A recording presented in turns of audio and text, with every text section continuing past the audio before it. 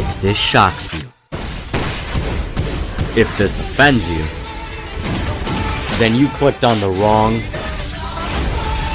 fucking podcast, baby.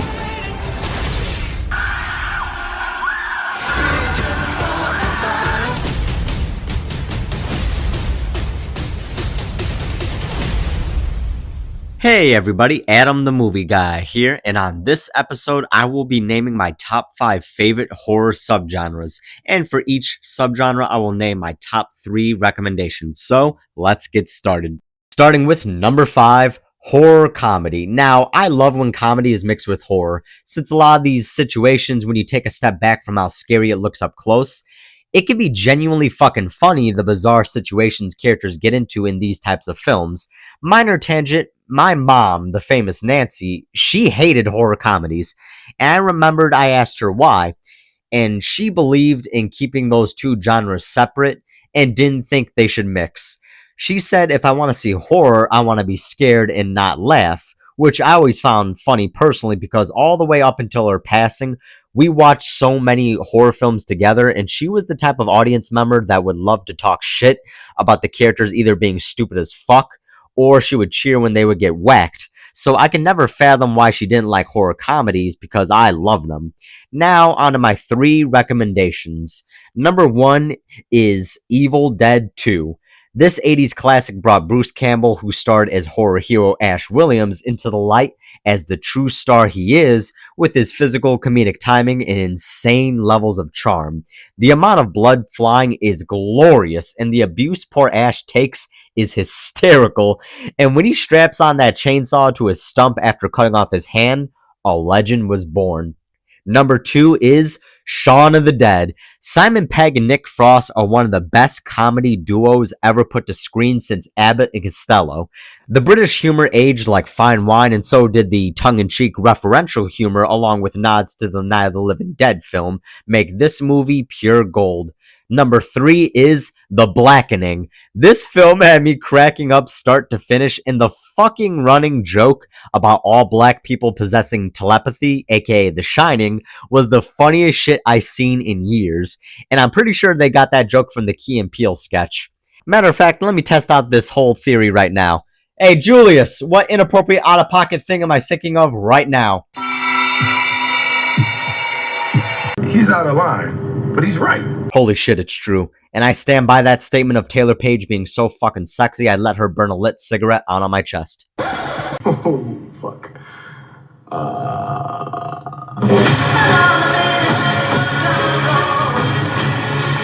Next is sci-fi horror. I'm talking aliens, robots, mutants, AI, you know, the good shit. Sci-fi horror is so fascinating to me since the future set ones often give a glimpse into what life could look like, and in the case of these films, it's fucking terrifying. The 3 recommendations I got for those are the following. Number 1, 1979's Alien. This masterpiece of a film introduced not only the Xenomorph, one of the most terrifying aliens in film history, but blessed us with the goddess that is Sigourney Weaver's Ellen Ripley, baby. One of the most lovable badass action heroes who ever walked her fine alien-killing ass across the silver screen.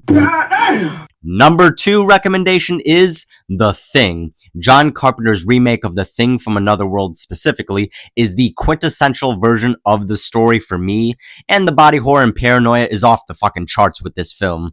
Number 3 recommendation is Species, a film about a human-alien hybrid creation made by scientists who grows into this fucking sexy woman, played by a 20-year-old Natasha Henstridge as her first major film. And you all listening know how I feel about blonde women. Now look at this and tell me I'm wrong about blonde women being one of God's greatest creations. Glorious. And Hispanic women, of course. Sweet Jesus. I love you, baby. We're up all night to the sun. We're up all night to get some. We're up all night for the fun. We're up all night to get lucky. That's Adria Arjona, by the way. Yes, I know I butchered the pronunciation of her name. Forgive me.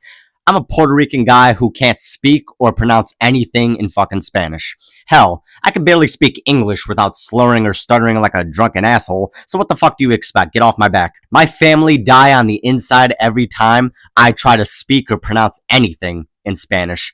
This is what I sound like. Yeah, I'd like 6,000 chicken fajitas, please. I beg your pardon? 6,000 chicken fajitas. Fun fact, for the first 19 years of my life, that's how I truly thought fajitas were pronounced. How? I keep telling you, he's brain dead. And when finally saying it in front of my mom and sister Ashley, they laughed for a good 2 minutes straight about it and were just roasting the absolute fuck out of me. Anyway, I bring up Adria Ona because since all the hype and talk about the Wicked movies as of late, I need to remind everyone out there of the Puerto Rican queen who played a grown-up Dorothy Gale in the Emerald City TV show, a darker and grittier take on The Wizard of Oz, which I absolutely love when fairy tales get dark and fucked up since, I mean, let's be honest, most of them are dark and fucked up anyway.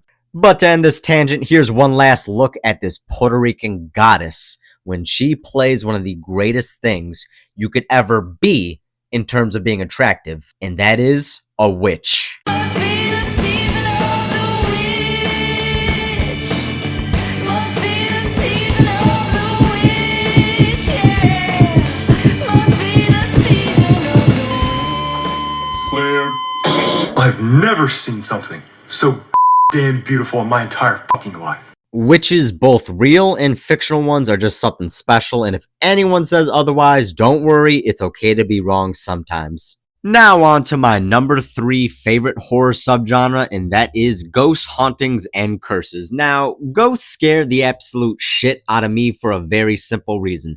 Imagine a good person who wrongfully died and is now a vengeful spirit that can come and go as they please just to fuck with you, and there's very little you could do about it, or even worse. Imagine the dead person in question was already a fucking bastard in life. They did all sorts of god-awful things. They die, and now they are a vengeful evil spirit that doesn't even get the sympathy of the previous type of person used as an example of a ghost. It's that kind of logic that gives me the reason why ghosts are absolutely terrifying in every single form they're in. And this includes haunted areas and cursed objects, which I pair up into one big genre.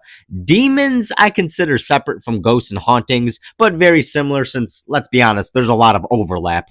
The 3 film recommendations I have are the following. Recommendation 1 is 2012's The Woman in Black, a remake of a 1989 TV movie, which is based after a novella by Susan Hill.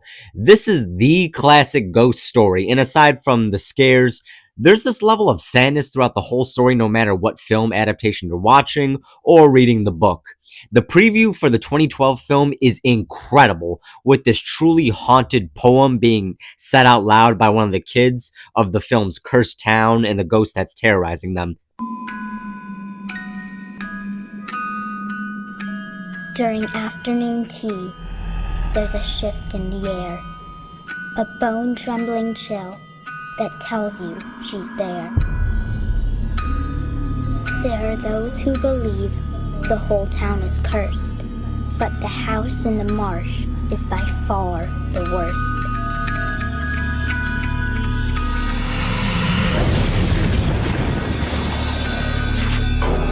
What she wants is unknown, but she always comes back. The specter of darkness. The Woman in Black.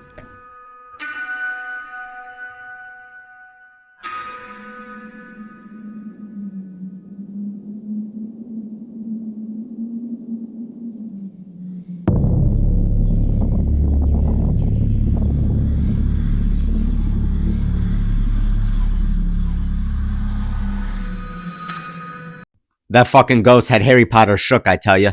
Recommendation 2 is 1982's Poltergeist. What needs to be said about this 1980s classic? Everything from the cast, atmosphere, effects, music was great, and it gave us some of the most iconic scenes in horror, with the most quoted moment being Carol Ann announcing the poltergeist presence is in the house.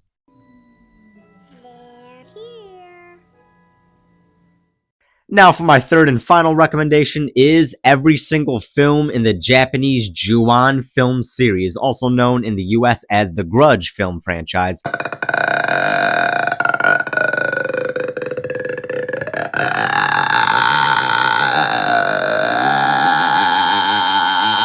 Now, these movies created a duo of the most iconic and terrifying ghosts in cinema, with Kayako and Toshio, a mother and son who were brutally murdered by the father in a fucking truly insane rage after he falsely suspected his wife cheated on him. Their death in such horrific circumstances created a curse on the house that they resided in, and once you step foot in that house, no matter where you are in the world, the ghost will terrorize you, killing you and turning you into one of them, an Anro, a vengeful ghost in an unending cycle of death. The scariest part about these ghosts is, like I mentioned, it doesn't matter where you run to, because they can materialize out of nowhere to get you. You could be in a room full of people and they will still show up. They do not give a fuck. And if you think you're safe hiding in your bed, well, it's best to rethink that, pal.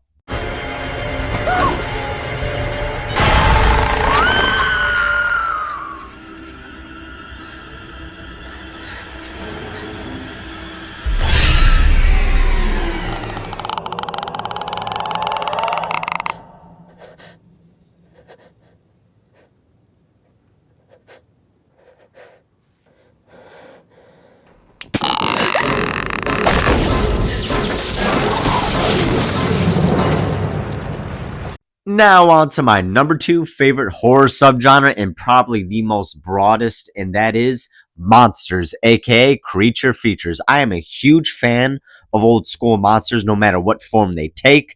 They could be humanoid or abominations against nature. I love them all. And you honestly can't beat an old-fashioned monster mash. A monster mash. It was a graveyard smash. Monster Mash is the Monster Mash. Blah, blah, shake your ass, bitch, shake your ass. Blah, blah, Monster Mash is the Monster Mash. Blah, blah. On to my 3 recommendations, although I kind of cheat for the first one since it's a whole series recommendation, and that is because recommendation 1 is the old school Universal monsters. I'm talking Frankenstein, The Bride, Wolfman, Dracula, The Mummy, Invisible Man, Creature from the Black Lagoon, and Phantom of the Opera. I absolutely love these old school monsters. They built the foundation not only for horror cinema in the United States, but influenced the entire world industry of film. You know what? Fuck the rules. I make them. I'm the big dog. I'm doing more than 3 recommendations for this segment and the last. And if you got a problem with me breaking those rules, fuck all that. And Most of all, fuck you!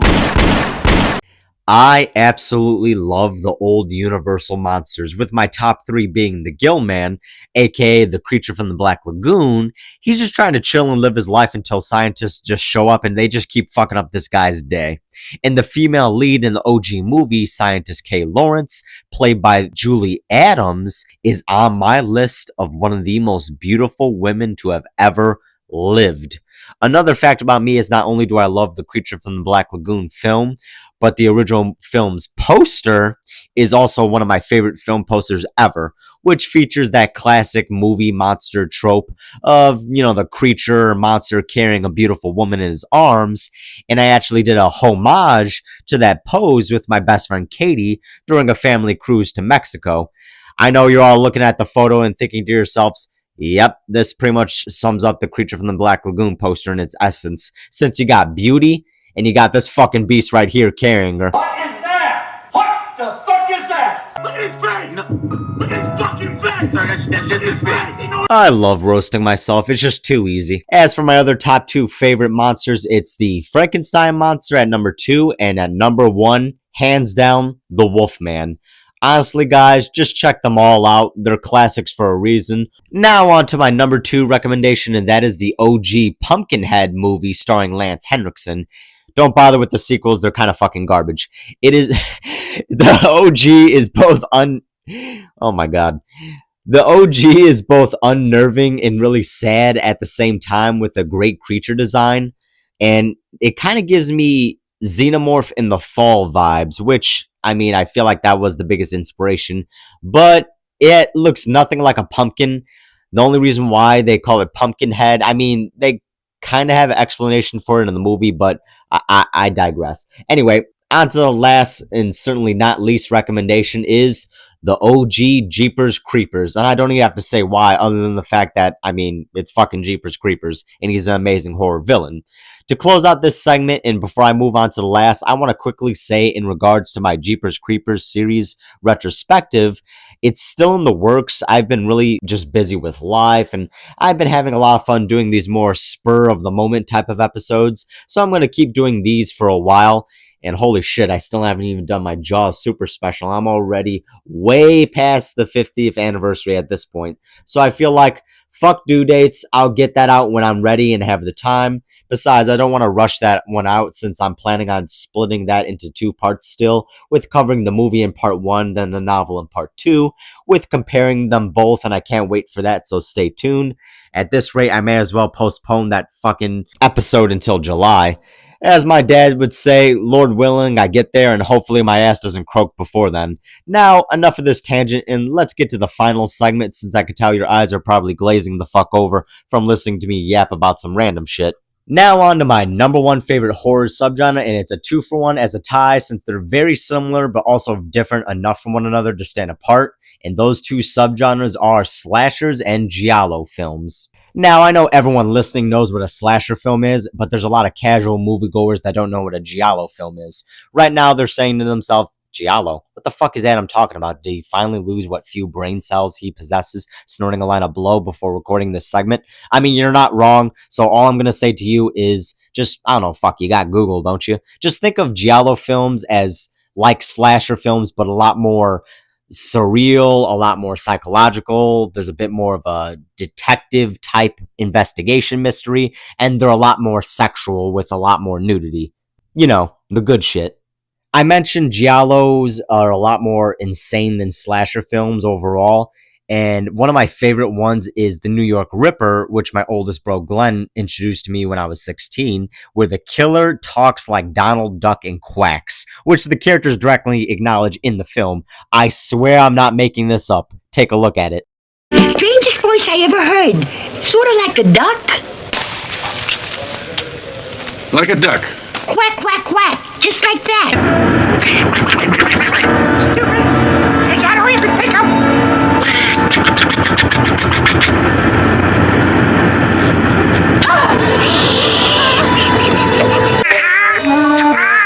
I gotta tell you something. It happened again. It happened again tonight. Oh, she was beautiful.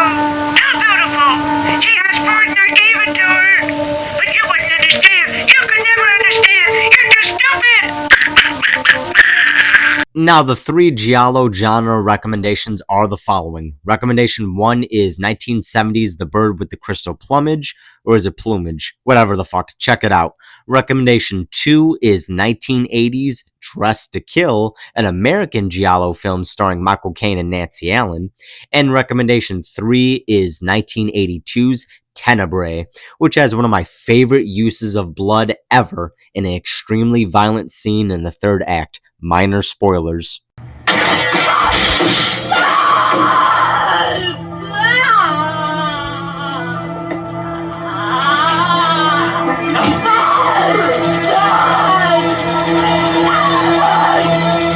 Now on to the slasher film genre recommendations. Now, okay, I could have done the extremely easy thing and be a basic bitch recommending a Halloween, Friday the 13th, Nightmare on Elm Street, Texas Chainsaw, whatever the fuck, but I wanted to show some love to slasher films that truly deserve more praise and are finally with the last decade or so getting the recognition they deserve. So here we go. Recommendation 1 is 1974's Black Christmas, starring the late great and absolutely angelic looking Olivia Hussey and the sexy foul-mouthed Margot Kidder.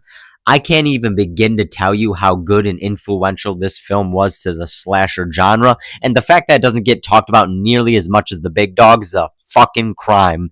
I mean, I'm so sick of people dick riding the OG Halloween like it's a gift from God or some shit. Yes, I get it. The film is horror royalty, and I'm not trying to take anything away from it, and I love the film myself. But for fuck's sakes, will people take the film and by extension Michael Myers' cock out of their mouths and stop acting like this was the film that started the slasher film genre? Because newsflash, it fucking wasn't, since it mimics so much of what Black Christmas did, and I argue Black Christmas did some things better. What? You heard me, bitch. I think Black Christmas did some things better than Halloween, and I'll stand by that statement. Maybe I could do a movie versus movie episode one day and pit them against each other. Recommendation 2 is 1981's The Burning. This is a summer camp slasher film a la Friday the 13th style, but I gotta tell you, this film fucks so hard. The fact that it doesn't get as much recognition as Friday the 13th is astounding to me. Hell, it doesn't even get enough recognition compared to fucking Sleepaway Camp, and that movie fucks hard too, not gonna lie. The characters are extremely memorable, there's some funny moments and dialogue, the killer is fantastic with his garden shears. You got some great female nudity, and they even throw in some man-ass for you, so everybody's happy. I'm honestly shocked they didn't do a sequel to this, and I'm surprised they didn't even do a remake at this point. Holy shit, they need to get on that. Now on to my final recommendation for the episode, and the final one for the slasher film genre, and that is 1982's The Slumber Party Massacre.